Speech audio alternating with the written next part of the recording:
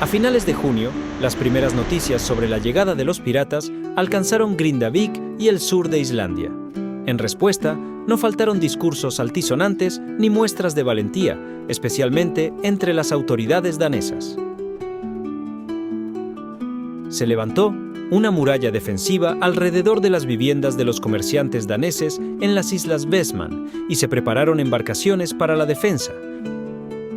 Los daneses sostenían que, ante la menor señal de peligro, los islandeses huirían.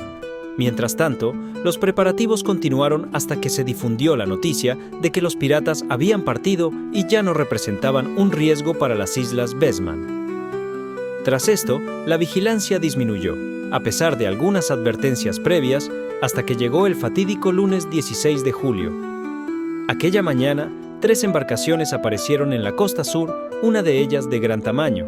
Al detectar su presencia, se ordenó a la población reunirse en las casas de los comerciantes daneses para organizar la defensa y se prohibió salir. Permanecieron allí durante toda la jornada, pero al caer la noche comenzaron a dispersarse. Los daneses, convencidos de que aquellas naves formaban parte de la flota defensiva enviada a proteger Islandia, insistieron en que no había peligro. Confiados, todos regresaron a sus hogares y relajaron la guardia. Al amanecer, los despiadados piratas echaron al agua 3 grandes botes y, sin demora, embarcaron en ellos a 300 hombres, quienes desembarcaron en la isla con gran rapidez. Entre ellos había pescadores ingleses que los guiaron hasta un punto de desembarco poco habitual, un lugar al que nadie, al menos en la memoria de los habitantes, había logrado llegar antes.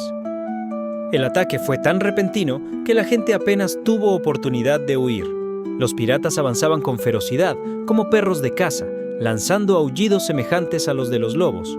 Las mujeres y los niños más débiles quedaron atrapados, especialmente aquellos que vivían en las granjas situadas sobre la lava, pues los atacantes tomaron el camino más directo. Solo unos pocos, los más fuertes, o quienes lograron escapar sin detenerse por nadie ni nada, consiguieron evitar ser capturados. En mi caso, junto con mi pequeño grupo, fui apresado rápidamente. Algunos de mis vecinos lograron esconderse en cuevas o descender por los acantilados. Sé que algunos lograron recuperar su libertad, pero ignoro quiénes fueron exactamente. Mi pobre esposa y yo estuvimos entre los primeros en ser capturados. Luchamos con todas nuestras fuerzas, pero tras recibir brutales golpes con las culatas de sus lanzas, no tuvimos más opción que rendirnos. Aún me asombra haber sobrevivido a semejante violencia. Estoy convencido de que la mayoría de los atacantes eran ingleses. Según relataron 4 hombres que lograron permanecer en la isla tras la partida de los piratas, los atacantes se organizaron en 3 grupos. El más numeroso, compuesto por unos 150 hombres y portador de 3 banderas rojas, se dirigió directamente a las casas de los comerciantes daneses que atacaron sin resistencia. La facilidad de su avance se debió a que los daneses habían huido media hora antes. Mientras tanto, los otros 2 grupos recorrieron la isla, capturando a quienes se encontraban en su camino, en sus hogares, en las laderas de las montañas, cuevas y hasta en los lugares más inaccesibles. No mostraron piedad con aquellos que se resistieron ni con quienes hicieron la señal de la cruz o pronunciaron el nombre de Jesús. A todos ellos los ejecutaron sin titubeos. Los cadáveres quedaron esparcidos por toda la isla. 4 personas fueron asesinadas en cuevas, mientras que otras 4 fueron engañadas y sacadas de allí por los piratas turcos. El reverendo John fue asesinado en la costa, cerca de su hogar. En ese preciso instante, el viento cambió de 1877 dirección hacia el este, favoreciendo a los atacantes como si el destino mismo estuviera de su lado. Uno de los barcos turcos, que hasta entonces no había arriado sus velas, aprovechó el viento para entrar en el puerto y disparó 3 cañonazos.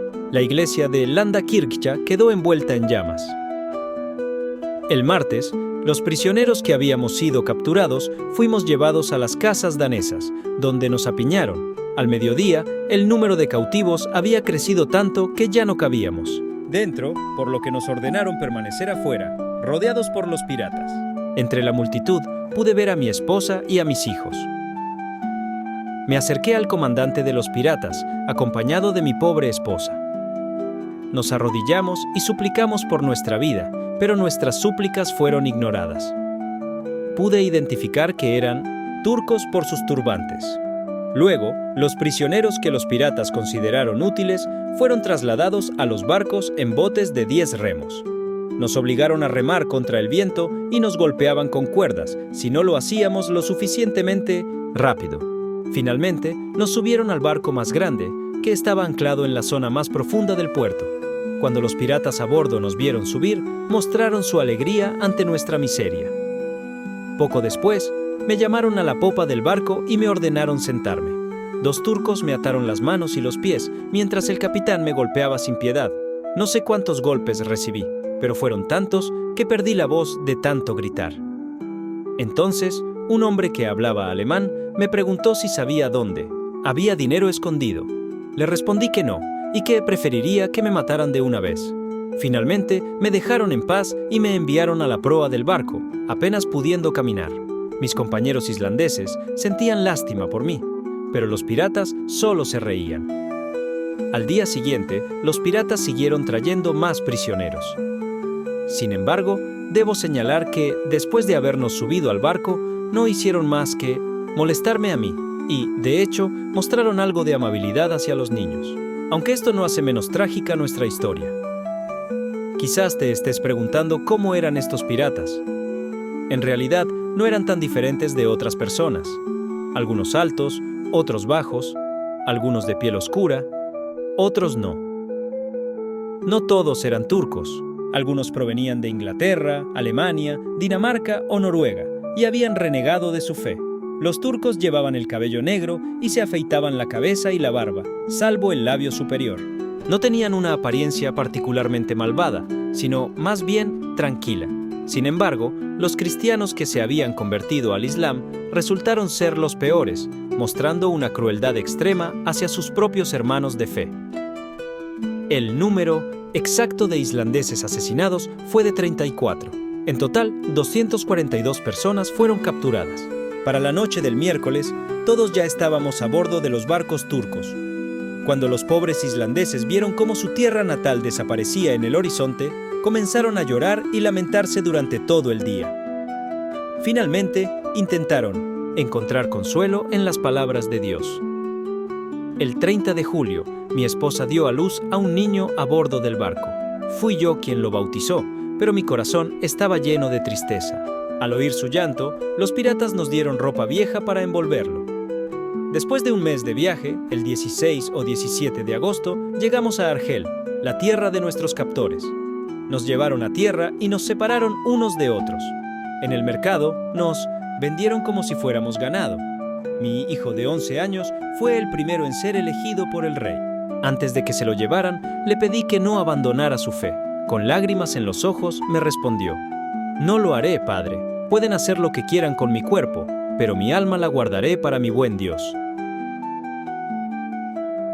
Mi esposa, nuestros 2 hijos, más pequeños, y yo fuimos llevados a la prisión del rey. Desde entonces, no sé qué sucedió con los demás islandeses. Quisiera poder ofrecer palabras de consuelo, pero no puedo. Mi sufrimiento sigue siendo el mismo, ya hable de ello o no.